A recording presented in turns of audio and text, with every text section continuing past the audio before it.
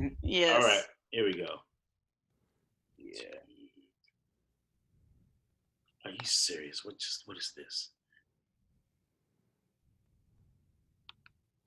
What are you seeing? It's asking me questions What's it say? about grant Zoom permission, allow grant Zoom permission. I did this. You gotta do it again, Nandi. Claude, if you hear a colorful word, I'm sorry, man. It's all good, brother. I was, That happens every Yeah, week you when he want does a grant. Take Six one. man. Let me grab my phone right quick while you Okay, over there struggling. please. Okay, it says go live. Okay. You Give ready, me two Mac? seconds. Okay. Say when. Now, Namdi, can you see three screens on your screen or just two now? No, I don't see anything. This, Oh, cause you're yeah, cause that's live. Okay. yeah. It should be just you and Claude. I shouldn't be there at all. We'll see. Oh, I'm hiding. I done muted the camera and everything, so I'm But about to can you turn see on. me? I see both of you, Okay. both of you very clearly. I wasn't digging for nothing. All All right. right. Ready, Mac? I'm ready. All right. Preparing to live stream.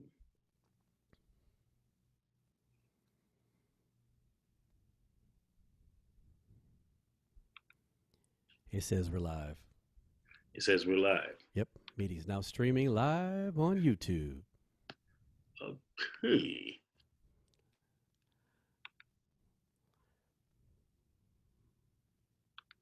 Not here. If I see it, it's happening. Yeah, then it's good. There we go. My bad. All right. Greetings, my A Cappellian family. Today I have the distinct pleasure of. Sorry, it says we're live. Sorry about that. I have the distinct pleasure of interviewing my A Cappellian brother from another mother, the founder, the first tenor of my favorite sextet of all times. Just in case you're unfamiliar with these guys, they called Take Six.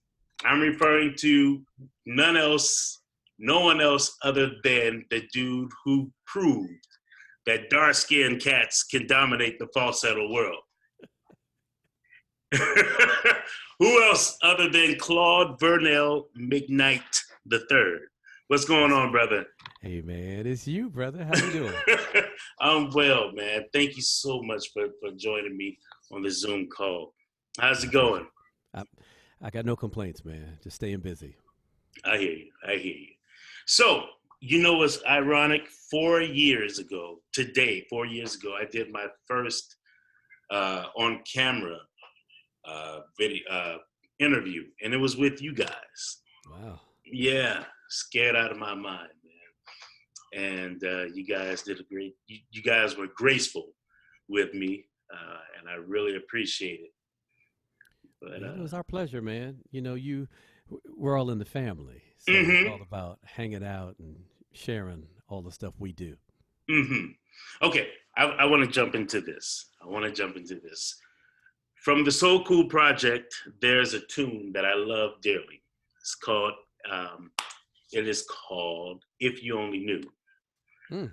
Most of us feel we have this idea. We know who Claudie Mack is, but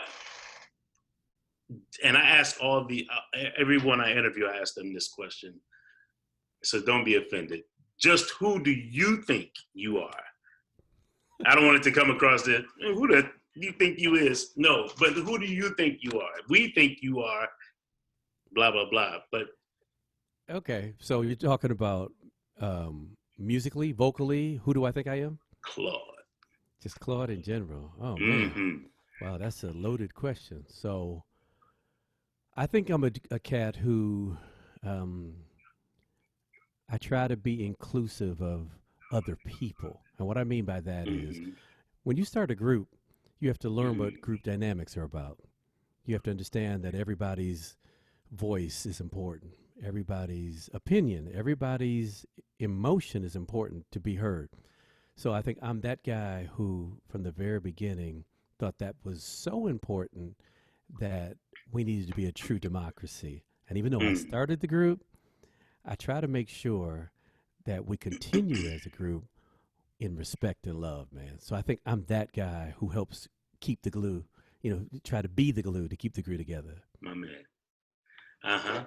So that's it. Speaking of the group, for almost 30 something odd years, we've been hearing, well, back in 1980, we were in the bathroom and Mark introduced me to Mervin, yada, yada, yada, the meat locker. But we never get to hear David. How did he get in the group? What was it like? Yeah. So David Thomas joined the group, and interestingly enough, the part that David sings Mm-hmm. is a part that for some reason we've gone through probably 10 different guys. Ah. Mhm. Oh yeah, we we were always trying to find that particular tenor part. We would have Mm-hmm. somebody, they would leave or not come back the next semester or whatever. And finally, Mm. we happened upon Dave, even though we had known him forever. I mean, Dave is right there living in Huntsville forever. That's right. So, from the time Symbolic Sounds with Wow. Mark and Merv was going on, and then I joined, and then a special blend, Dave was always around. And we knew we Mm. could sing. So, essentially, when that part opened up, Mark reached out to him, and he had to audition. Don't get me wrong. Uh-huh. And when you talk to Dave about it, Mark had him hooked up to the oscilloscope and all of that stuff to see if he could sing tones straight and everything.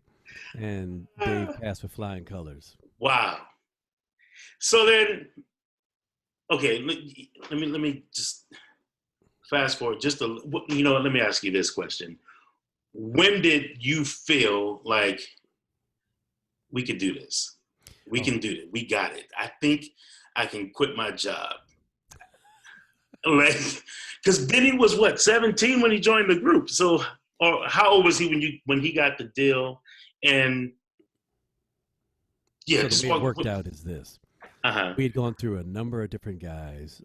And then in 1985, we lost our bass, Eric Mm-hmm. Green. Yeah. We lost our baritone, who at the time was Jerry Hutchinson Yep. out of New York. And we lost Keith Pascal, Mm-hmm. who sang that fourth tenor part, which is actually the Mm-hmm. second tenor. And we gained Alvin, Cedric, and David. When Mm-hmm. we got that lineup, we knew we had something really, really special. Uh-huh. And it took us 2 years from then to get that first deal. And I think Alvin may have joined the group at about 17, 18, Mm-hmm. but we signed the deal in 87. Right. So yeah. But the tail end of that question, when did I know that I'd be able to, quit my job and do this full Uh-huh. time? Man, come on. You never know that. You're always wondering. Even though we had a lot of success with that first album, Mm-hmm. I mean, to be honest with you, we gave it 100%.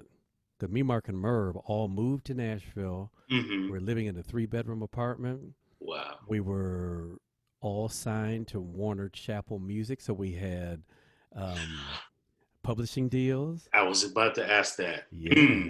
So that's how we were living, man. We were scraping everything together. We were doing that first album, and we were just praying, man, that something was going to happen. And, apparently it did. Wow. Talk about the power of influence. You guys, it's because of Take 6. I am who I am. I get to I'm gonna tell you how it all happened. My uncle came to my house for a dinner, and he came with this blank tape, and we were, he's letting it play. And I'm a Breath of Life fanatic, especially back then. I'm talking 1985, and I'm loyal. So I'm hearing this group, and then all of a sudden I hear "You Better Mind." And to be honest, I was upset. Like, who changed this song? Wait, play that one more time. Play it. Rewind that. And then a few months later, May of 1986, you guys came to Chicago as Alliance. Mm-hmm. And I don't know if you remember this concert, but man, none of the kids were in the hallway. We were all glued to our seats, eyes fixed to the stage, and you guys came and did, I think you started off with Getaway Jordan. And I lost my mind. Like, how in the world are they doing it? How are they hitting these notes? And he's like looking cool. And and I said that day, I was 10. I said, I will sing a cappella for the rest of my life. I will sing it for a living. I will get paid to sing a cappella music. And I just, publicly, I want to say that. I've told you this 100 times, but the world doesn't know. And that said, I was considered for Naturally Seven. Mm-hmm. And they came to the house. We're in the studio and, just grooving. And he said, well, let me hear what you sound like with your guitar. And so we're grooving and I go straight David Thomas mode. I'm like, oh crap, I'm not gonna get this gig. And so and then he said, well, let me hear you do some leads. And I'm singing, and then he said, well, let me hear your highs. So I go to falsetto and I'm channeling you. And I'm like, this is not working out. Obviously it didn't work out. So, but how did you guys feel comfortable in your own skin being take 6? Like, I can do a trumpet. That's not common. No one was doing that. I will get to the question, I promise. I remember talking to Cedric Dent, and he said, when you guys were learning this material back then, you had no one to look to. Mm-hmm. And so you guys were the trailblazers. How did that, were you scared? Because one thing to be famous in Huntsville, I call it Oakwood famous. Mm-hmm. But when you went to Dallas or Detroit or somewhere else, Vegas, did they receive you like we did at home? Well, the crazy thing for us, question. No, it's all good. The crazy thing for us is that we did what it was we knew how to do. And when you ask about trumpet sounds and stuff like that, you got to remember that everybody in this group played an instrument of some sort. Mm-hmm. We just happened to sing a cappella. I played trombone growing up, and that's what I wanted to do. So I was always fooling around, pretending I was a trombone. And then Mark would arrange things in a way that were truly like big band style. Yeah. So if it came to a point where we're like, okay, that sounds like trumpets there, we would just say, okay, let's do a trumpet. We had no qualms about pretending we were any and everything else, no matter whether or not we had ever heard anybody do it before. So then to answer the other part of the question about how did it play in other places, for us, I think for most people, it was such a different sound that they were familiar with quartets. They were familiar with, trios and choirs and stuff, but a sextet that was doing jazz harmonies. That's right. And that still had some kind of soul to it, and that would do instruments and even a little bit of beatbox and stuff like that. It was like, man, we haven't heard this before. So it played very well. It worked out very well for us. Okay. Well, when you were writing Spread Love with Mark and Merv, what was the process? And did you see Spread Love being Spread Love that it is today? So let me share this with you. Talk to me. So we sat down to write that song because we had all these other spirituals that we had done. And I think it was brought to our attention that we should have an original song on it. Wow. And Mark, Merv, and myself had never even written a song all together before. Wow. So that was the very first song that we wrote. We wanted to make it feel like it was topical and something that essentially was what we were about, which was spread Mm. love. And so then to answer the rest of the question, what did we think was going to happen with it? Man, we had no clue. You Wow. know, in the beginning days, we just wanted to do things that made sense for us, that made Mm. us laugh, that made us feel good emotionally, spiritually, musically. And even the record company, when we first did that first album, they were like, if we sell 25,000 copies or so, we've done something good. We were like, okay, it's great. Let's do it. We had no idea what could happen, what would happen. And, it might sound like a cliche, but we're like, let's just put it in God's hands and see what happens. That's right. Wow. So now, would you agree that typically in most African American Adventist a cappella groups, usually the first tenor sounds like Walter Artis from Breathalyte Quartet Hmm. and or you? Now, I know you studied Walter a little bit, I could Oh, yeah. tell, Oh, yeah. but it also sounds like you channel Sister Bonnie Herman from the Singers Unlimited. Yeah. Yeah. Yeah. Yeah. Okay. So, of course, those two people and elements are in what it is I do. But I Mm-hmm. also grew up listening to the Shy Lights and Yes, the sir. Sinners and the Temptations and Mm. DeBarge Come on, and man. Stop. Switch and Earth, Wind, and Fire. And I always wanted to sing the bass parts because growing up in the McKnight Brothers Quartet, I Mm-hmm. sang bass. And Brian was the first tenor. Uh-huh. But I loved all the first tenor stuff. So when I started my group in college, no one else at that time in my group could do the first tenor. So I was like, well, I'll do it because I was already hip to, singing all that high stuff, and Wow. that just became me. And so I think I'm elements of all those people I just mentioned. Wow, that's a perfect segue because I heard that Bobby McFerrin practices singing intervals of tenths. Mm. And what's your method? Wow. Okay.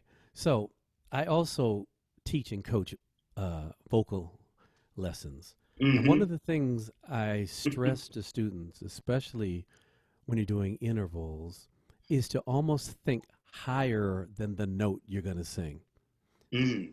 So, in essence, don't strain to go up to the note, jump above the note, and land on it with a soft landing. Wow.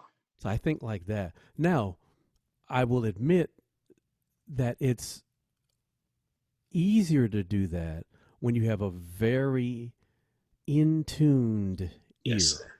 Mm-hmm. because it's rare that you're going to just be singing sharp. Excuse me. You know, Right. Yeah. what'll happen is you may hit it slightly sharp and then go right down to the note. I think that's more pleasing to the ear than to strain to get up to the note, Mm-hmm. And then what happens a lot of times is if you're singing something that's out of your range and you're trying to hit a note and it's an interval, if you do a couple of those and they're flat, I can almost guarantee you're going to start getting nervous. And what's one of the first things that happens when you're nervous? You start going even flatter. Mm-hmm. So Mm-hmm. I always tell people get as much of a foundation Yeah. and Yeah. support under the nose and sing above them. So it's a nice soft landing onto the note. Wow.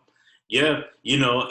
And while you're there, I talked with a lot of people who believe, oh man, I can do what Claude can do. I can sing this stuff.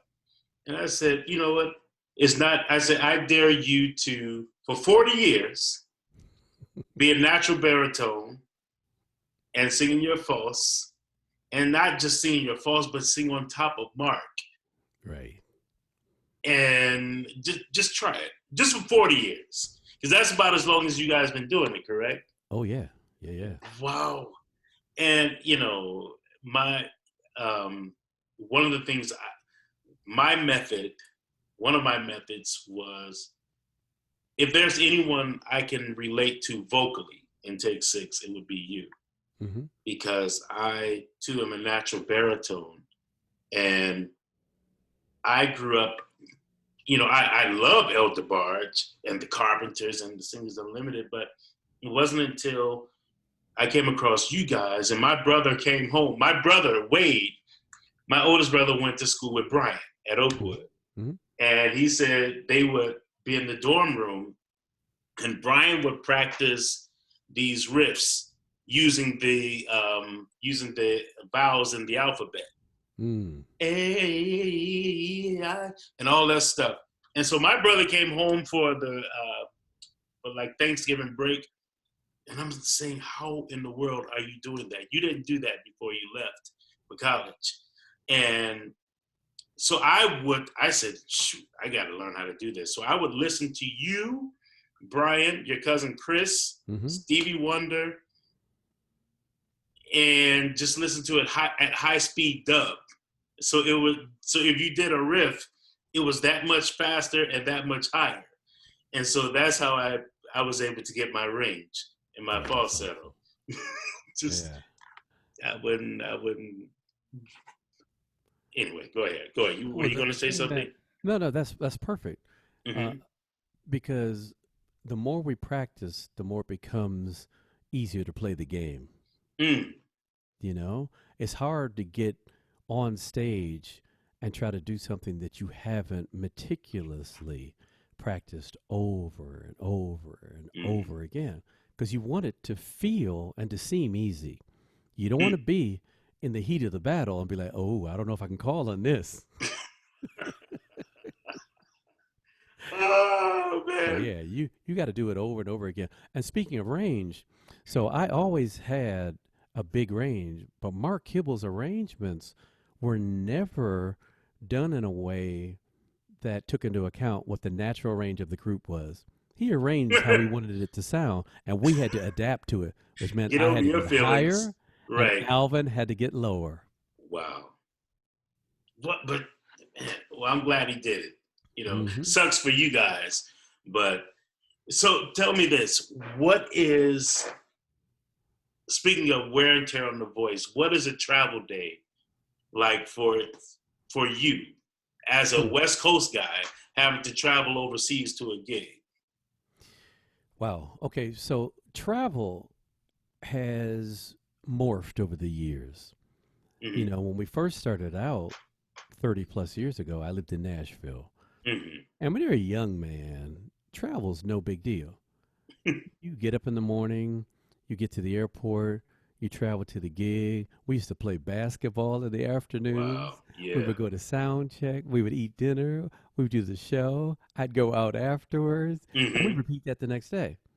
Wow. So 30 plus years later, though, and now being on the West Coast, Alvin, Dave, and myself may have to leave on a red eye to get to the East Coast first thing in next morning, sleep for a couple of hours in the hotel, have some breakfast, chill out until it's time for sound check.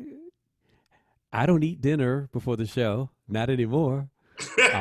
I'll do the show and go back to my room and fall out. Wow. Dude, so well, I ain't gonna put you on blast, but I remember seeing you would eat like cheesecakes. And how did you do that and sing? Like, so again, all those things are easier to do when you're younger, Okay. And again, remember you mentioned earlier that I'm a natural baritone. So as I'm getting older, my high range is going down a little bit. So I've lost maybe a step and a half, Now, can I get that back? At times I can. But it's Sorry, go ahead. It's kind of like Chris Paul playing. He could score 25 tonight, and the next night it might be 10. So I have to. Yeah. But you know what? To your credit, at Christian's wedding, you guys did bless this house. And bro, I don't know if you remember me coming up to you, but you nailed that bad boy. I remember that. Yeah. And man, so look, traveling can be quite grueling at times. Is there a song that you guys do that gets you through like the hard times? It depends on what you're calling hard times. You mean hard times Mentally, emotionally, yeah, spiritually? emotionally. Mm-hmm. You know what? I think anytime we do Family of Love, Mm-hmm. that's a really great song for my own spirit. Mm. Um, I love doing Windmills of Your Mind. Man, There's bro, just something about we that love it. song that it's calming, Mm-hmm. you know? So I love doing that song. I love when we do well, what's the Stevie tune we do? The one you do. Yeah. Dun, dun, dun, dun, dun, dun. Right. Overjoyed. Oh yes. Yeah. Mm-hmm. And also because we're using instruments on that song and we Yeah. all get to kind of shine in a different way, there's a whole different look and feel, you know? Mm-hmm. When I walk out there, I'm kind of like, oh, this is my show right now. That's cool. Now look, so you took your two daughters to Japan with you. Hmm.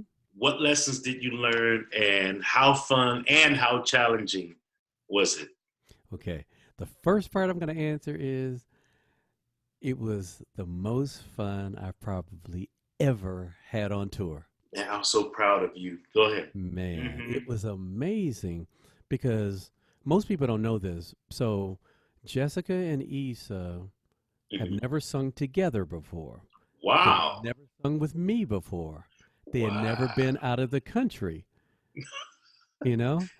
And Yeah. so I was doing this solo tour with them, and every night I'm having to kind of wipe the big goofy smile off my face during the show watching them, you Mm-hmm. know? But it was amazing because I got to see them grow, which is what I wanted to see happen, you know? Mm-hmm. So I didn't want it to just be about me. I wanted it to be about our family. I wanted them That's to right. feel what touring is like. Mm-hmm. Um, the good parts of it, the travel parts of it, the getting up early to go to the next place. Because Uh-huh. I think they have a much greater appreciation for what dad does. Uh-huh. Man, look, I was so happy to see that on so many levels. Um, you probably had more single dads than you know, Hmm. like just really just loving the idea that you took your girls out. You know, I could Yeah. tell just from the videos that you were really excited about it, that you Man, enjoyed I it. appreciate that. Yeah. Hmm. Yeah. And we talk about it all the time, even now. Um, it's just, it was such a bonding time. We spent Hmm. 6 days together out of the country, hanging in hotels, hanging in restaurants, doing shows together, doing sound checks together, me having to um, be the almighty person who understood when one or both of them was nervous, how to help them Hmm. get through that. And just, it was such a learning experience, not just for them, but for me. Wow. So if you were to ever do a solo project, who Hmm. would produce it? Wow. So I've been threatening to do one for about 15 years. Come on, man, you play too much, bro. 15? I'm always thinking about it, recording a song here and there.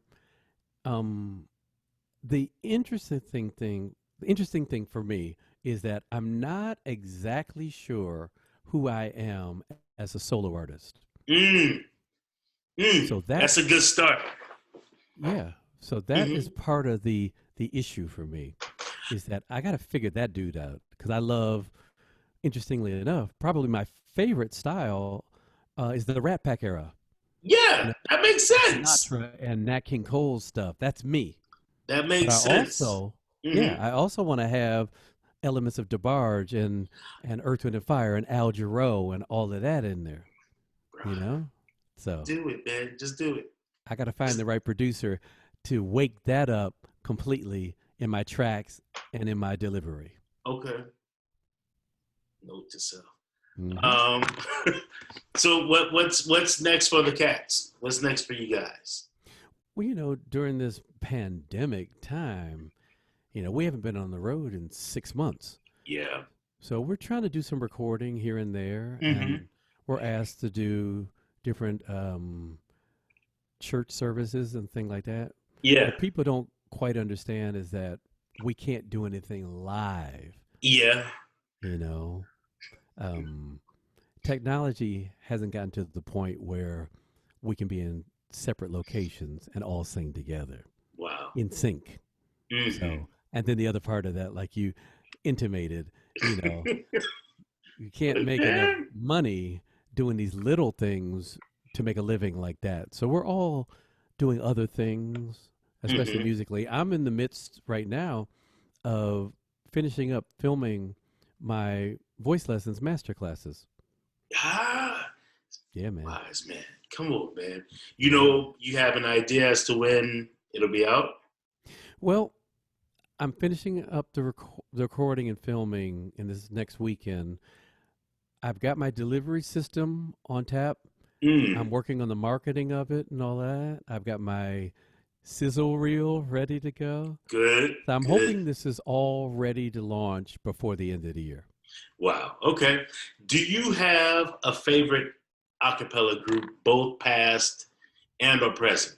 And yeah. And are there any groups you'd like to work with? Wow. Favorite a cappella group, past or present? Hmm. I mean, I'd have to say, since I grew up with the Breath of Life Quartet, that's still my favorite, especially the Ghetto Child album. Oh, You know, man, it yeah. was so ahead of its time, Mm-hmm. like 1979. Yeah. You know, so all the young cats, we were like, "What is Yes. this?" Yeah. You know, and Yeah. then of course the Singers Unlimited and the High Lows, Mm-hmm. um, for the sheer chord progressions of it all, Uh-huh. and the sweetness of Bonnie's voice when it Come comes on, to man. Mm-hmm. Singers Unlimited. Now, Yeah. presently, I mean, there's so many really cool groups out there. I love Naturally Seven. I love what they Mm-hmm. do, and I love the fact that they're doing their own thing. They're Mm-hmm. not trying to be us. They're not trying to be anybody else. They're a vocal play group, Yeah. you know, Yeah. where they're literally arranging and singing as if they are truly a band. And so Uh-huh. I really appreciate them. I like the Rio group Yes. Yes. in Yes. Europe, Yes. Mm-hmm. New York Voices. They're all really, really good groups. And I'm prone to listening to groups that have their own very specific identity. Mm-hmm. That's what I like. Man, there's a group out of in Brazil that I fooled with, Sambaranda, Hmm. and man, the reason why we connect is, first of all, if there's any group that I know overseas, it's because of you guys. So man, I can't help but just come back and say thanks. But mm, let me go on. I'll ask that question later. So 4 years ago, I interviewed your mother, Mm-hmm. the great Elaine Willis McKnight. Man, first of all, she was a gem. I mean, she made everybody feel like special. Mm-hmm. You know, she was the first time I met her, we were at a church service, and I came up to her and introduced myself, and she said, "I know you. You're the A Cappellian." Man, you couldn't tell me nothing because she's so sweet. Anyway, I had a conversation with her, and I said, "Now, mind you, this is the." I said, if there's a gripe I have with the guys with Take Six, it would be they didn't come home, meaning to Oakwood, Mm-hmm. and say it's not easy, it's not overnight. You know, it's all about hurry up and wait. And she looked at me and she winked at my ignorance and she said, "Baby, you know how hard it is to come back to people stoning you." Mm. And she said, "I've been in church and the pastor is sending my oldest and my baby to hell." Mm-hmm. And I myself, I remember sitting in church. "Oh, they sing these jazz chords, they going to hell." Mm-hmm. Oh, they called Take 6. They should have been called Take 7. Wow. All kinds of stuff. And what do you have to say about that? How yeah. Go ahead. I'll just say this. It was hard at the beginning because you're not really sure why people feel like they need to throw stones at you like that. Mm-hmm. And then you realize that if you know what you're doing and your heart and spirit are in the right place, that's going to happen. Yeah. You know? And that's okay because even after that, we heard, a lot from Oakwood and different pastors and such telling us how proud they were of us and stuff. And that's human nature. It's okay. And I think as I get older, I understand that more and more because it's easy to look at something and just see the cover and think that it's A, B, or C, and not knowing the nuances of what are going on, or not knowing somebody's heart and judging from your own lack of understanding. Mm-hmm. So it's okay with me. That's right. That's right. Let me go back at a question from back in the day. Do you have I'm sorry, not back in the day. Do you have a favorite jingle that you guys have done? Wow. I do. Which So one? we've done a lot of things. And I listened to this one the other day because it's on YouTube. And most people haven't heard it, but we did an Yves Saint Laurent commercial. Mm-hmm. Mm-hmm. The And perfume? yes. Yeah. And we sang in French. And we were You did a good job, man. killing it. And I love listening to that. And it's also one of the highest songs I've ever sung. So I listened to that. I'm like, what happened to that guy? Man, yeah. Never mind. I ain't gonna say that on camera. I'll tell you off camera. Let me tell you about my favorite jingle of all time. Okay. The Burger King commercial. Man, Wow. You slayed that thing. Do you remember that? I do, but I don't remember it specifically to be like, oh yeah, this, and this. Yeah. Oh my goodness, man. Yeah. You slayed that thing, man. And that's first of all, how did you guys get those gigs and how did they pay? And how did they pay? So back in the day, when we first came out, we had so much notoriety, especially in the music world, that everybody wanted us. So we were on everybody's album. We were doing all these commercials. I mean, it was all kinds of stuff. And those commercials pay very well, because if you get a national commercial, it's residuals, so you'll get paid for quite some time. Or TV shows that we've done. I still get checks from Sesame Street. Wow. Or checks from the Out of Towners movie, which we did 20 years ago. I didn't know you guys were on there. Yeah. Or Brewster's Place. And Brewster's Place, man. Murphy Brown. All those things, man. Mm-hmm. So, okay, speaking of jingles, did you guys do, it's coming, the beer commercial? We did not. You did not. Mm-mm. We were asked to do a big-time beer commercial. And, obviously we talked about it and we're like, nah, that's not our messaging. Mm-hmm. No matter how much money we could be offered to do that, that's not what we wanted to have out there. Right. So, what about the Coca-Cola commercial? I think that's what Merv did.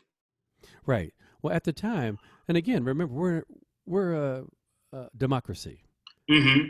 So if one of us has an issue with something, especially spiritually, for any reason, we listen to that person, see how we all feel about it, vote on it, and see if it makes sense. And so that's another one of those things that as a group, we didn't feel we were comfortable doing. Yeah. Well, okay. There are a couple of commercials that you guys. What about the 501 Blue Jeans? I've never heard that. Or did you guys do one? So I want to say that we did a demo for it. That's the other thing. We did a bunch of demos when we were in Ah. Huntsville. Um, Hmm. we did that one. We did a Dominoes. H&R Block commercial. Mm-hmm. Yep. Domino's, Delivery Stable, one of the malls there in Huntsville. We did all kinds of stuff, Oak man. Tree. Oak Tree. That's right. Yeah. Hmm. And did you guys perform on the Cosby Show, or are they mistaking you for Bobby McFerrin? That must have been Bobby. It wasn't us. Hmm. Come on, guys. So Mark and Joey did the theme for Martin, For Martin. you Mm-hmm. know, but not the Cosby Show. It's okay. Wow. We get accused of doing a lot of things. Yeah. Somebody even put you guys for singing. Somebody mistook. Never mind. Never. That's a low blow. Somebody mistake you guys for All for One. Yeah, Yeah. And so, it happens, man. yeah, but you guys, man, I did a gig for somebody. I can't say his name, and he sent me the stems. I gave it back to him, and he said, "This sounds too much like Take Six." Hmm. And I said, "I sang the same chords you gave me." Yeah, but can you like? And so anytime you sing with precision and it's clear, and if it's God forbid it's a seventh in a chord or Hmm. something, you're accused of, well, this sounds, it sounds too much like Take Six. I was at the table a few times, about to sign a deal with a few guys, and we did kind of like a special blend type harmonies. And they were like, yeah, this sounds a little bit too much like Take Six. Do they ever try to, I remember you said, in an interview long ago about you guys are caught in the middle. You're not gospel enough. You're not secular enough. Hmm. So yeah, Well, I think what you're asking is, thank you. there have been times when people just let us alone and let us do exactly what it is we do, Thank you. because that's why they asked us to be on the recording. Mm-hmm. Now there are other times, especially if it's, let's say, a commercial setting or something like that, where they Mm-hmm. may ask for a little less of what we do. I understand that, Mm-hmm. because for the average listener, what we do at times is a little too much anyway. You know, I think you have to have an appetite and an aptitude to listen to what it is we do full time. Mm-hmm. So Wow. we understand that and know that we can still be Take Six and not give you all the 13ths all the time. Mm-hmm. Hmm. Yeah, I think about "Oh Come All You Faithful," "Hark the Hmm. Herald Angels Sing." Hmm. Well, no, said still threw a couple of things in there. Well, that's the thing. You want to do it so that there are special moments during the Mm-hmm. arrangement that people look forward to. Because I understand this. It's just like having your favorite dessert. If you have it as your meal for an hour at a time, it can be a bit Yikes. much. But if it's a Yeah. special treat, you look forward to that and kind of hit it and quit it and be like, ooh, that was Uh-huh. good. You know? Yeah. I think that's how chords and arrangements should be as well. You Mm-hmm. kind of get in there, give them a little bit of that really good stuff, and then give them something that they can wrap their brain around in a way that they don't have to think too much. Wow. Okay. I got three more questions. Is that Hmm. cool? Oh, absolutely. Okay. So, will there will there ever be a McKnight Brothers reunion? Whoa, that's a good question. Yeah. That way you can rock the bass again, man. I know, right? Well, no, actually, my brother Michael, when we sing together, The is the bass. trainer, Yes, he was yes. supposed to be my trainer too, man. I don't know. Is he still here? Yeah. Well, he's in the LA area, but Ah, Michael also trains online, man. He's a great okay. trainer. Yeah, we were Holler supposed to at him. hook up. I will. I will. Okay. I need Okay. him. So, yeah, the McKnight Brothers Quartet, Michael sings bass, Freddie sings baritone, Mm-hmm. I sing the first tenor, and Brian will do the second tenor, which, typically in a quartet, the second tenor is doing the leads. Right. Unless it's more a choral arrangement, then the guy on top is doing that top melody part.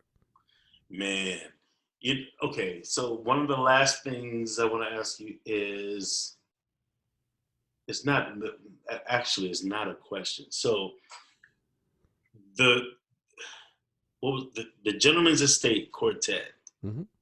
So you had Brother Armstrong, Wyatt Phillips. What part did Wyatt sing? Okay. I'm glad you're asking me this question. Uh-huh. Because I'm going to be straight up right now. Mm-hmm. And unfortunately answer that in a way that I don't actually remember not only what part Wyatt sang, but when he was in my group.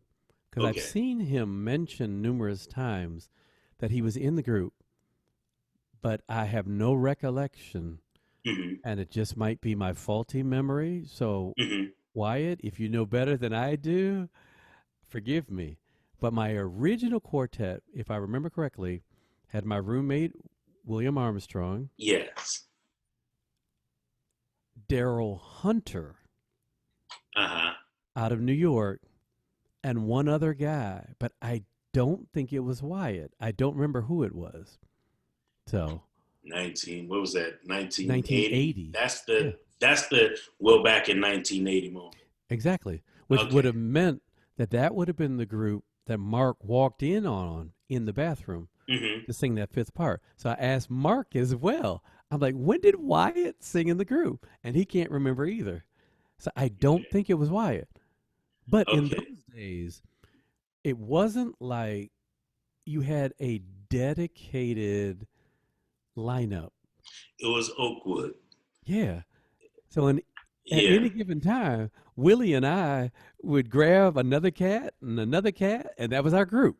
And that's the crazy thing about Oakwood. I was explaining to some other people at the CARAs, the Contemporary A Cappella Recording Awards. Mm-hmm. At Oakwood, I would get asked to sing solos. And there are often times I didn't want to sing a solo. I was tired of doing that. I wanted to harmonize. Mm-hmm. So on my way to the skating rink, hey, you could at Oakwood, if you threw up 3 rocks, wherever they land, whoever it hits, hey, come on. Yep. And you can pretty much walk on stage in 10 minutes after a quick rehearsal and go and nail it. Yeah, and there were some traditional arrangements that everybody knew. Mm-hmm. Mm-hmm. Yeah. Wow. All right. Last question. If you could pick one word to describe all 7 of the cats you sang with in Take 6. Oh, that's easy. Or man. choose as many words you want. No. Or phrase or anything. Okay. Family. Mm. Family, bro. Think about this. From the time Mark, Mervyn, and myself met and sang together, that's 40 years ago. 40. That's well over, 2/3 of my life. Wow. I'll be 45 in 3 weeks. Yeah, man. Wow. So we've been together through births, deaths, marriages, divorces, remarriages, highs, lows, money, no money, all of that kind of stuff, spiritual upheavals. We've been through everything, man. So we are family. Yes, sir. That's all right. Man, Claude Mac, I really appreciate you, man. I watch you do interviews, and I have to say, man, you do a really good job. You ask great questions, and I hope that I did an okay job, at least an okay job. Dude, you're good at what you do. Because here's the thing, you're passionate about it, and that's what's most important. If you care about what it is you're asking and about the subject that you're broaching, you're a good interviewer. That's it. Bless you. Thank you, man. Much love to you. And, man, stay safe. Stay safe out there, man. Yes, sir. Be good. All right. Thank buddy. you. Cool. Peace.